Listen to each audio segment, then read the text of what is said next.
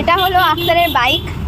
এখন চাবিটা হলো আমার হাতে, মানে আমি হলাম মালিক, তুই না।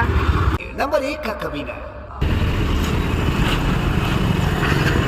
গেলিয়ে ক্যালেন্ডার করে দেবে, এক্ষুনি কোনো একটা বড় কিছু বাজিয়ে দেবো। আক্তার এখন ওদিকটায় গেছে, না অফ করে দিই। সবাই ভাবছে আমি হয়তো স্কুটি চালানো শিখে গেছি, শিখিনি, এখনো শিখিনি। শিখবো শিখবো করছি, মানে ভয় পাচ্ছি। এই যে পা ফেলার সাহসটাই আমার আসছে না।